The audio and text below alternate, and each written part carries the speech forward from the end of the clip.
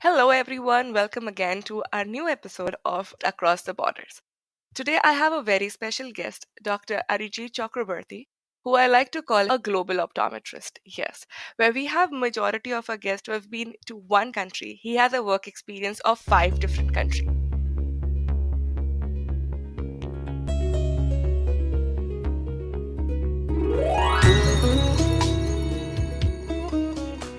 He started his journey with Bachelor's of Optometry and MPhil from India, then a lecturer in Kuala Lumpur, Malaysia. He then moved doing his PhD from the University of Auckland, New Zealand, where his research to understand the visual development in children who were born with prenatal birth risk was published and also featured in mainstream media such as New Zealand Herald, Times of India, Fox News, CNBC News Canada, Radio New Zealand, and many other platforms. He then moved forward to do his postdoctoral fellowship at the University of Waterloo. Currently, Dr. Arijit is an assistant professor at Midwestern University, Chicago, and also holds an adjunct faculty appointment at University of Waterloo. Yes, he does travel between two countries and has continued being a professor. Thank you so much, Dr. Arijit, for joining me on this podcast, and I hope I've done some justice to your huge introduction. Welcome to the podcast. Hi, Uktay. That was indeed an extensive and a long introduction. It's my pleasure to be here. And you can just call me Ari or Arijit, so that's fine. You don't have to call me doctor. All right, Arijit. I would just like to understand your huge journey if you can give us a brief perspective from your end. Yeah, so I did my bachelor's in optometry between 2004 and 8 in Kolkata, and followed by, actually, as part of my bachelor's, I also did a 1 year internship in a hospital in Delhi, and the hospital is called Dr. Shrop's Charity Eye Hospital. So while I was doing my internship, I got involved in a short project involving understanding how binocular vision anomalies affect learning disability or affect learning performance. So while I was doing that research, I thought that I am more keen to get involved in research rather than just being in clinics. So I wrote the entrance exam for the LA School of Optometry. I think I was the first optometrist who's not from southern part of India who did MPhil in LA School. So there also I worked on something like accommodative spasm under the mentorship of Dr. Krishna Kumar, who is the principal of LA School. I got involved in some bit of teaching for undergraduate students at ESO, and I kind of enjoyed my teaching when I decided that, okay, so that's what I really want to be. I then got this job offer from this small university in Malaysia. I moved to Malaysia, started teaching there, started few bits of collaboration with the National University of Malaysia. And then I realized that I pretty much don't know anything about research. I should be really go through the stringent process of research, like understanding what research is all about, research methods.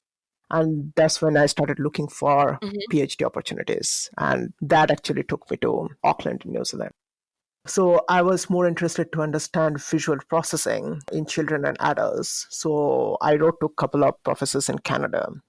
One of those professors, Dr. Robert Hess, who is a big name in amblyopia research, he was at McGill University. He suggested me that I should reach out to Dr. Ben Thompson, who was back then in Auckland. So I wrote to him, and the rest you know. Wow. I completely understand that coming from the same Indian optometry background, research has been not a very shining end for Indian optometry students. And it's so interesting to know that one project can lead to so many different aspects. So how was your experience managing work in different countries? And if you can share 2 cents about moving to so many countries, something that you would like to share. One important aspect which I learned in due course is you need to be very adaptable. Now, Ukti, you are in US, you know that how culturally different these two countries are. Yes. Having worked in 3 different continents, and especially I have worked in a country where there was more East Asian dominance. Again, when I moved to a different country where there is a Caucasian dominance, there were different cultural aspects. But I think that eventually helps you to evolve as a better human being. You are more globalized. You explore different aspects of different cultures and society that essentially help you to evolve as a better human being. One of the aspects I would mention, and as you rightly said, that research is not really imbibed into the curriculum of Indian optometry. Right. But I see what is happening in last 4 or 5 years, that this scenario is slowly changing. Yes, Places like Elite School of Optometry, LB Prasad or Bharati Vidyapit, Lotus College of Optometry, they are introducing research as part of their undergraduate curriculum. right. Undergraduate students are doing bit of research. They are putting that in a form of thesis.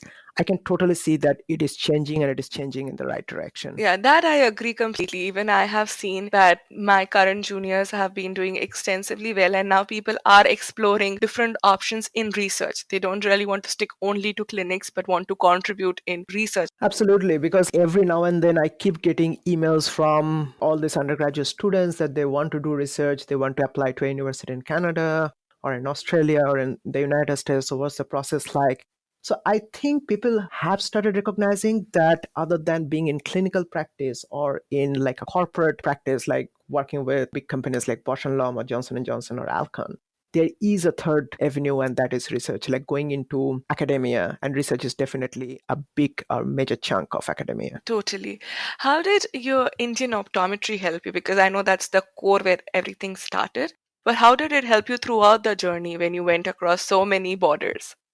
In the hindsight, I never feel that there was any kind of void in my optometry education. For example, when I did my undergraduate in Calcutta, and the way I have studied optics, the way I have studied physiology and anatomy of the eye or clinical optometry, I do not really see that as much different from the way we teach in the United States or we teach in Canada, or I have seen people teaching in New Zealand. The only difference is, I would say that here teaching is more evidence based.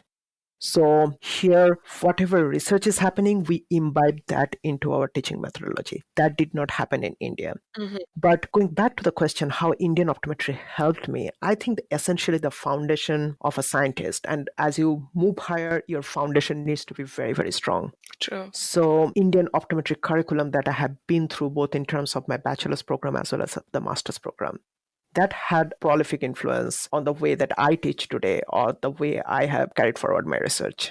That's so interesting. I feel I had a similar experience being in United States because there are a few limitations in the way an optometrist works here. They can do more of prescribing medications and things which we are not trained to do back in India. But still, I felt the core has still helped me work better in this country. So I didn't feel the difference in terms of the core knowledge that was imparted back in India compared to here. And I think we are all building on it. Absolutely. And we are still contributing towards the development of Indian optometry. I would rather say that some of the things that we have studied in India, especially the way optics is being taught in India, is pretty extensive. That's not the same way I actually see in places like United States or Canada. So some of the things we have learned pretty extensively. The other major, I would say, advantage that we had when we were doing internship, we have done it really hands-on. We have worked with real patients. Here, more often than not, they are not allowed to work with real patients. They are essentially observing, and at the very fag end of their internship, they're actually working with real patients still under the supervision. Because I remember when I was in Delhi, I was going to all those remote parts of Uttar Pradesh or Haryana or Rajasthan, and actually I was taking independent clinical decisions. So I would say the way Indian optometer system works, that helps you to evolve as a better clinician. Yeah, But having said that, there is also a limitation. Indian optometry is not regularized. right. It's high time that we should actually start working towards that. I know that we have been working on that for last maybe 15 or 20 years. Ever since I stepped into an optometry school, I was being told that it will be regularized soon, but that soon never came. So that's something we should really look into. Smaller countries like Nepal or Philippines or Malaysia, they all have their optometry council. They go through a board exam once they finish their optometry school. I think that India really needs to think in that direction. I completely agree. And just to give you a bit highlight on that, there has been a progress, which I was recently told, and which was also part of another podcast that I had with optometrist Nilesh Thite. He did mention about, how is the progress going on.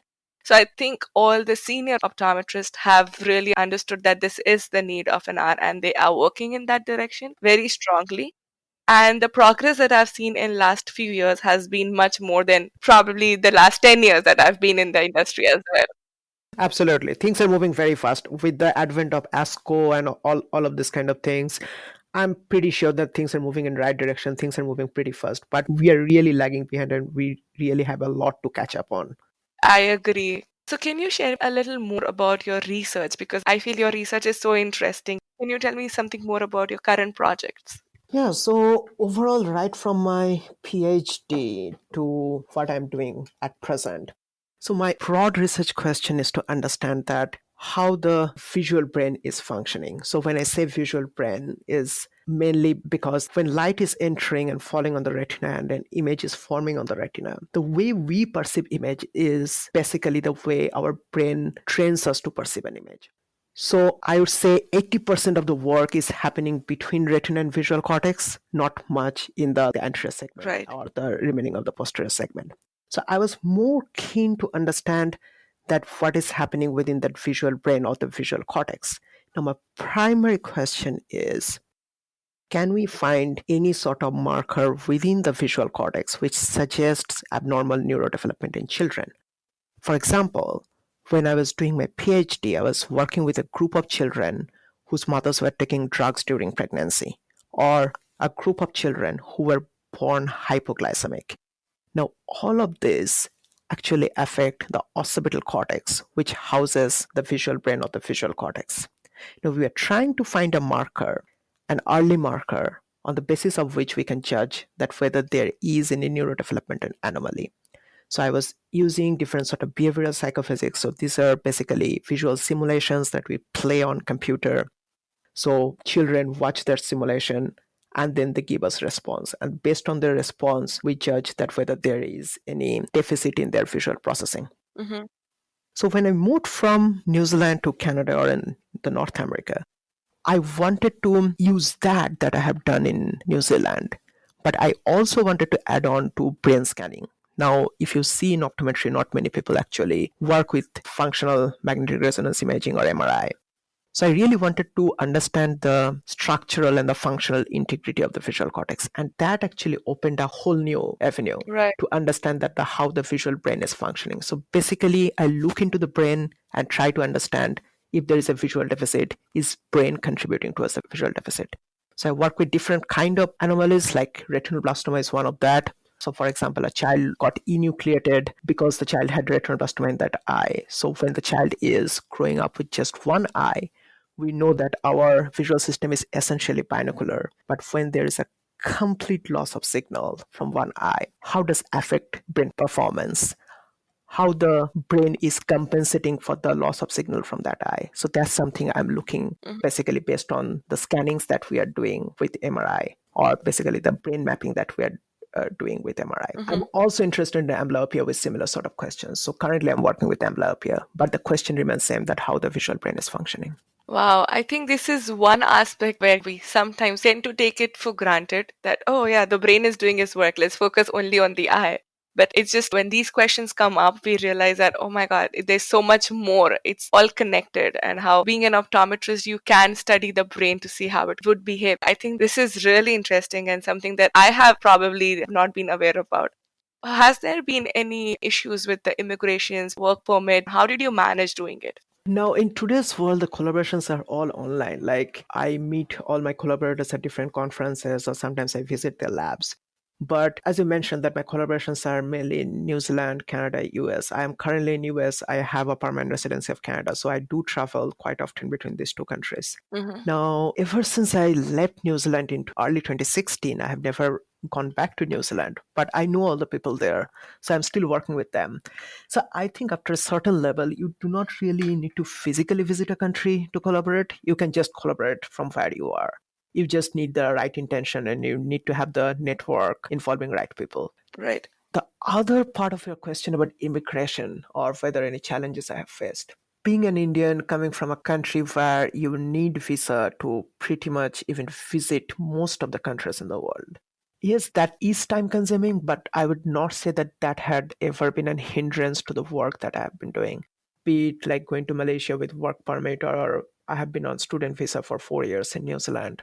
I don't think I have had any problem. Same with my postdoctorate tenure in Canada. I was actually hired on a work visa, Later on, after a year, I applied for my permanent residency and I got my permanent residency within like 2 months. Wow. In Canada, it happens on a point-based system. So if you have a certain qualification, for example, for bachelor's, they give certain points. For master's, they give additional points. For PhD, they give even additional points. Mm-hmm. Then if you have some work experience from Canada, that counts towards some more points, your English language ability and all of this.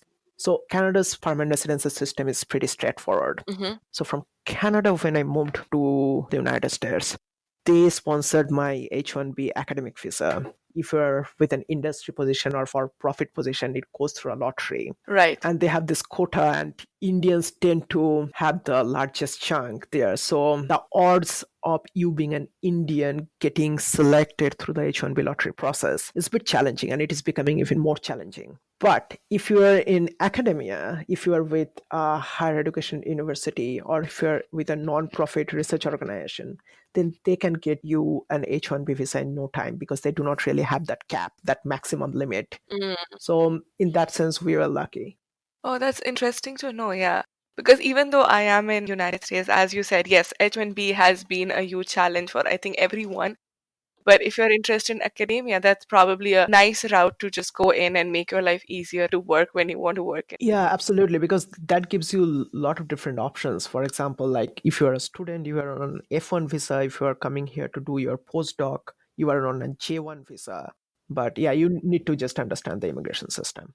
And there are attorneys and lawyers, they will help you. So I do not really see that being a major challenge. That's really interesting. And I'm sure many listeners who would always have that hesitance, like, oh, how do I get work in US? Because it's becoming challenging each day, especially in United States. So I think this probably is a nice route, knowing that there's no gap in it and they can get it faster and easier. Absolutely. Any other barriers or limitations that you faced throughout your journey in different countries? Was there something that you would like to share and give some advice?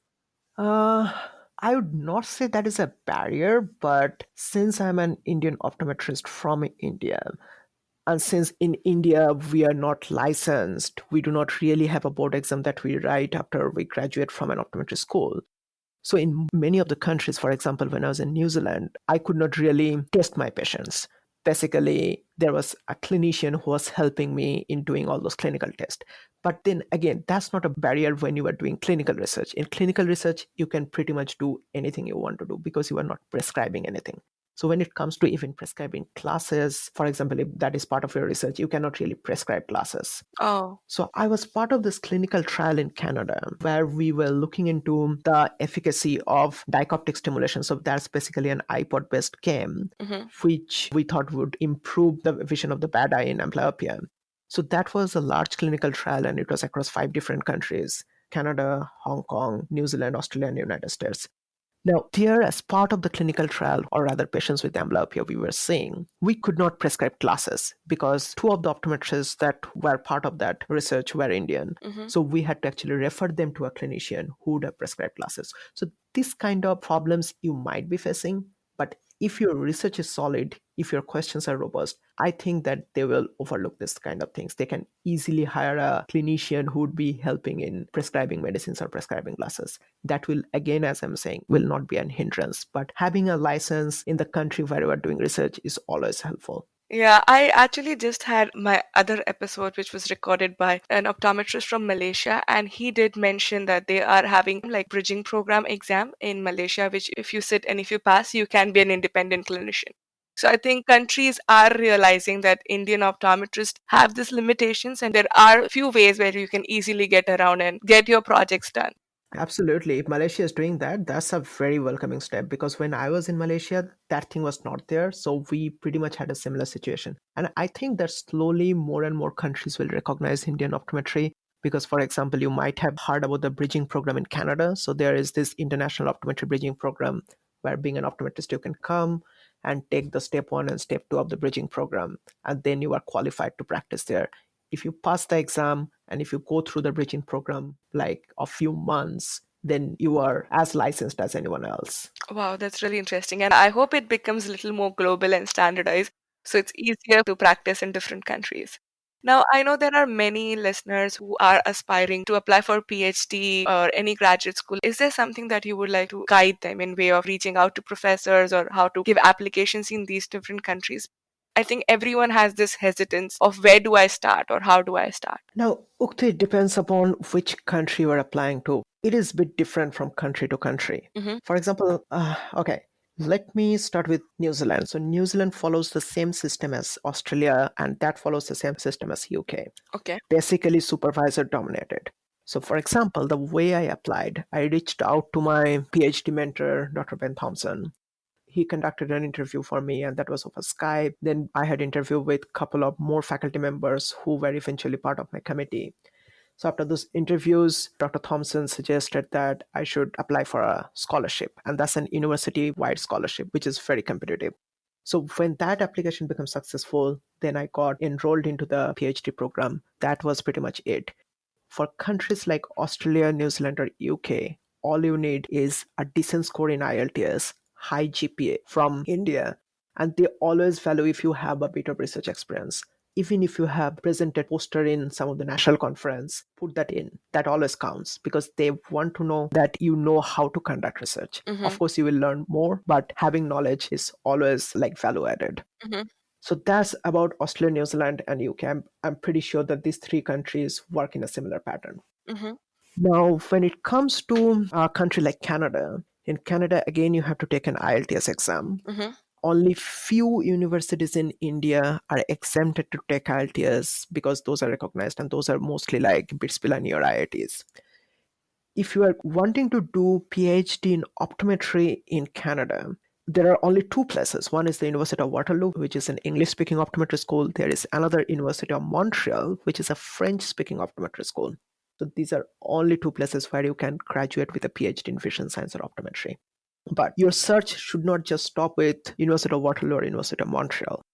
There are other places like York University, which has the country's largest center for vision research. Oh. So you can get enrolled into a PhD program through Center for Vision Research, but your degree will come from psychology. Similarly, University of Toronto, your degree will come from either psychology or neuroscience. University of British Columbia, your degree will come from either neuroscience or psychology or bioengineering, depending upon what you are choosing. Okay. I would primarily say that ask yourself, what is your research interest? Do you want to work on binocular vision? Do you want to work on contact lens? If you want to work on contact lens, then you are limited to all these optometry schools. Mm-hmm.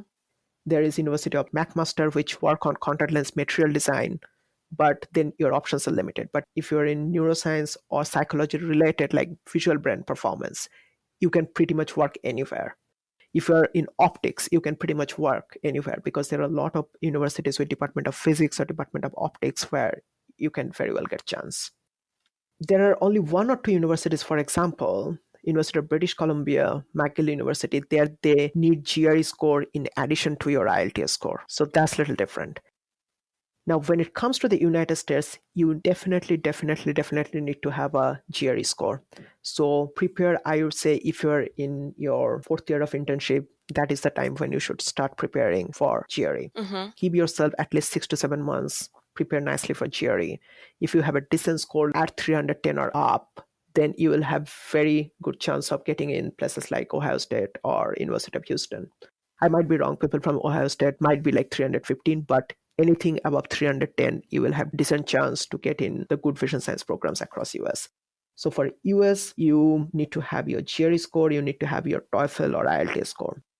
The way the system in US work is you go through a series of coursework as part of your PhD program. That's the same in Canada. You have to have some certain coursework. For example, if you are researching on accommodation and convergence, you still have to take coursework from, for example, basic vision science, psychophysics, research methodology, biostatistics. So this kind of courses, you will have like 24 or 36 credit hours to complete before you can graduate with your PhD program. So I would say if you are intending to do PhD in UK, Australia, New Zealand, reach out to the professors. If you want to do it in Canada, again, reach out to the professor. But the thing is that you have to also reach out to the graduate school. If it is in United States, I would definitely recommend reach out to the professor, but also to the dean. Keep it in mind. You might not be getting the chance to work under the supervision of the professor right away. Okay. You need to go through a series of coursework before you can start your actual research. Now, this might vary from university to university, but this is more or less the same picture in most of the universities in the United States. Hope that was helpful. Yeah, it was. It was actually very informative. I had this another question for you. Suppose today I like myopia, for example. And I think, okay, I want to work in that research. But throughout the course, because it's not very evidently research oriented education back in India, you might not have that exposure till you actually get into it. Sometimes I feel there's an hesitation of, what if the research I'm doing by the time I graduate with my PhD in 4 to 5 years, that itself might become obsolete or not be really at par. How do we figure out and have solutions for these kind of questions or struggles? So I see two part in your question. One is how do we decide that in which area I want to work? And the second is what if when I start working on a research, like a research topic, after 5 years, I see that the research is already outdated. Right. There is always a chance. I'll just answer the second part first because that is easier. So there's always a chance. For example, if I start a research project of which I think will pan across 4 years, at the end of 4 years, there might be another lab in another part of the world or maybe in the United States, which have already done that research and that research has become outdated. So the way I would say is you should always keep yourself updated with the literature that is there. For example, if you're doing myopia research, you should become an encyclopedia of myopia research. Read everything. I would definitely say don't read all the papers because that is simply not feasible. But at least you should know the basic concepts of each of the papers. Go through the abstracts. You should know that what the papers are talking about. And from there, you'd be able to predict that in which direction the research is going. Where is the research gap? If you are identifying your research gap, it is not so likely that the other group will also be identifying that research gap and exactly use the same protocol that you are using. That is very unlikely. So I do not really see that happening that often. Right.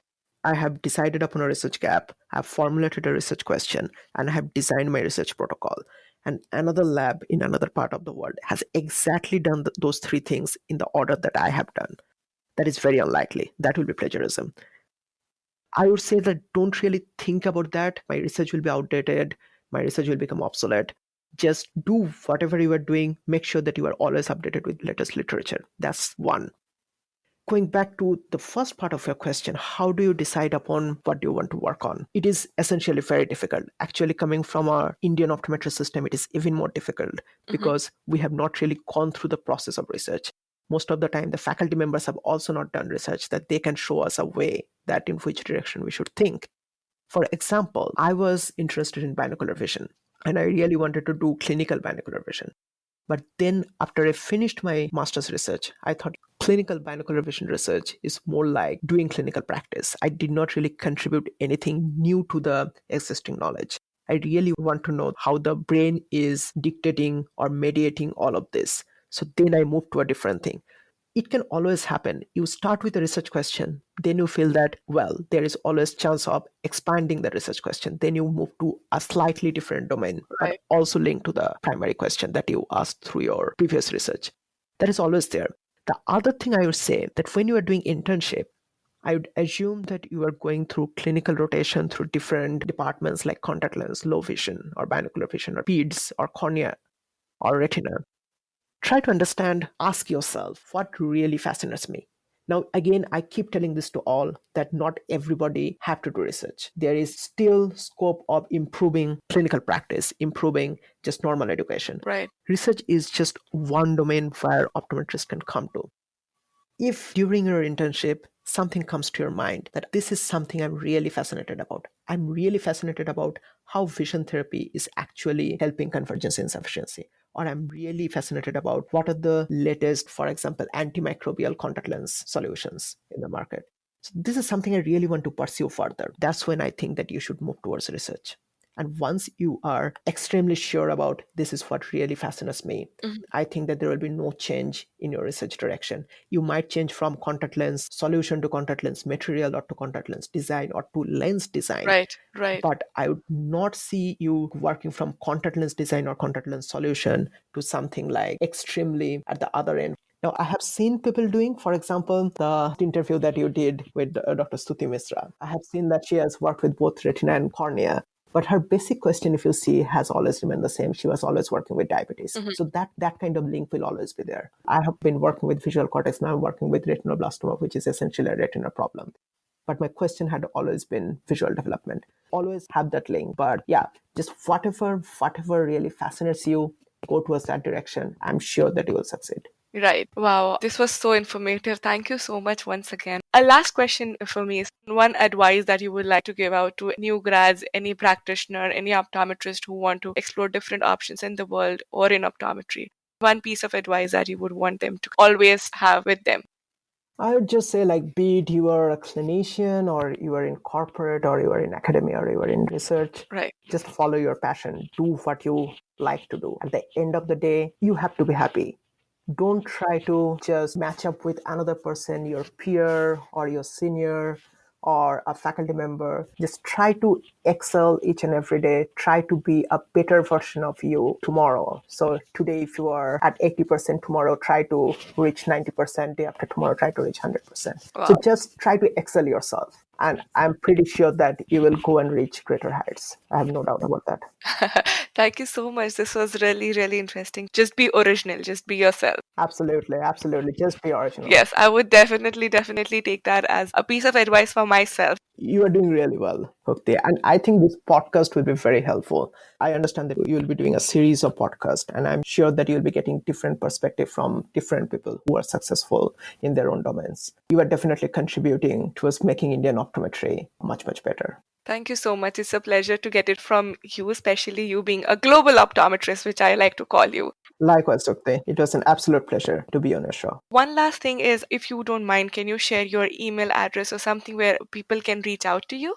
I will be also adding it in the description. Absolutely. So that's my first name dot last name. So Arijit.Chakraborty at uwaterloo.ca, or even simpler is ARI. That's the first three letter of my first name at midwestern.edu. Wonderful. Thank you so much, Arijit, once again for your time. I would rather really like to thank you, Ukti, for this opportunity. This was wonderful.